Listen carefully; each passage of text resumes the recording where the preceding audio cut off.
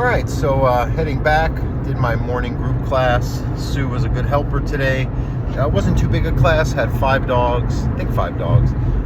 Everyone did pretty good. You know, when I hear from clients that, oh, I've never seen my dog be so calm around other dogs when they come to the class, that means it's working. It's a good start for some dogs that struggle with reactivity or integrating with other dogs or have limits where they can be around dogs but under certain conditions, or they get, you know, they play and then at a certain point it becomes overwhelming for them and then they start reacting or becoming aggressive. These are what I do the structured group classes for, and it's also a way that clients can come together, work on like-minded skills in a non-judgmental, you know, way.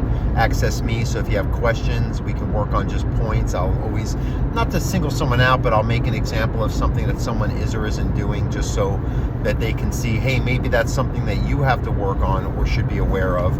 And sometimes it's easier to see something that you're doing when it's outside of yourself, and then you can become more aware of it when you're on your own. So that's why I do those classes. I like clients to not ever feel like they're on their own. I wish more clients would attend, because I mean, I send that invite out to over 600 different people who I've worked with, you know, here in LA, like the past 10 years, pretty much. I've been collecting those emails, so anyone's welcome. Oh, I got a text here. But anyway, that's why I do them, and it's just really good, you know. And sometimes dogs, the issue is that they're not able to be around dogs unless there's structure and the humans are, you know, clearly giving them direction. And that's really our goal. That's really what I wanted to talk about in this video, is that it's our obligation. Dogs are in this world, and I don't even think this is the human world. I think this really is just some kind of virtual reality game, but we are the tendrils from the, you know, whoever runs the game, you know, the creator, whatever, that we have to be the vehicles of. I leave it to the animal realm. I, unfortunately, in this life, I don't think I'm going to be I can help people with their dogs and make their lives better in the relationship they have with the dogs. But people, to me, they need to do a better job helping themselves. And I just, you know, from my observation, people in their own, I'm not really, again, it's not going to be my place to try to help them in this lifetime. Dogs, I do feel that I am here to do that. Actually, I've been put here for that main purpose.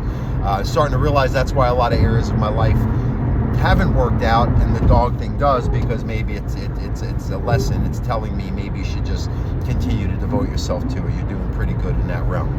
And what I see it as, and what I want to talk more kind of from that perspective, is that these dogs, not that they're poor, soulful creatures, they're just in this game without direction. They don't have the consciousness, they don't have the self-awareness like humans do to be navigating the terrain or the field, or whatever they call the World of Warcraft, whatever it is that we're playing in this universe, and we have to give them the instructions, and the instructions have to come in a different language than how we communicate with each other, because for dogs, again, they're seeing it from a completely different, and they were put in this game, but their perception of the universe, the gameplay, whatever, is completely different. And why they need these, we're going to call them spiritual guides, aka humans, who can guide them and not feel, you know, and not almost indulge in their ignorance towards these animals that need you to be in the highest self,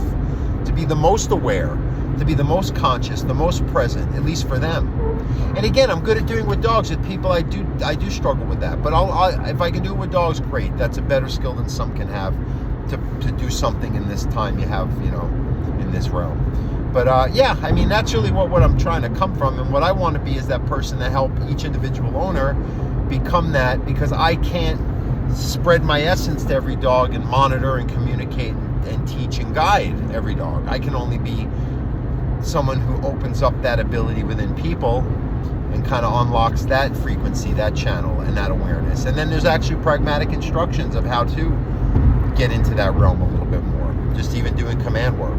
I know it sounds cosmic and weird, but if you've opened your mind and you can see a little bit past the tangible, you kind of get what I'm talking about. If anyone's into meditation, if anyone's done psychedelics, anyone has kind of seen that maybe what we're seeing here isn't quite what it is, and this is just, we got kind of put into some virtual reality, that there's levels of it, and then virtual reality within virtual reality.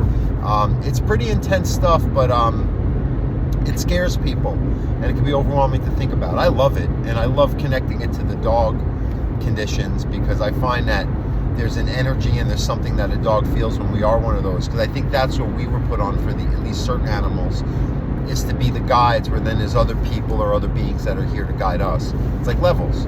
But the dogs, they're not advanced enough to take guidance from our spiritual guides, so we have to be spiritually advanced enough, even in our own inner work, to be able to be present and aware, to be able to communicate for our dog's needs and have that proper energy. I know it sounds really weird, but I'm telling you, it is what it is, and I have a proven effectiveness when I think this way and approach it from this perspective when it comes to dogs and training. Okay, I'll leave it at that. I'll get into more specifics, but I just had the thought. I'm also excited. I like when I come back from class and I've got a happy, well-behaved dog, and I saw some happy, well-behaved dogs under my watch, so just figured I'd kind of ramble a little bit about this idea. All right, have a good day. Get spiritual with your dogs.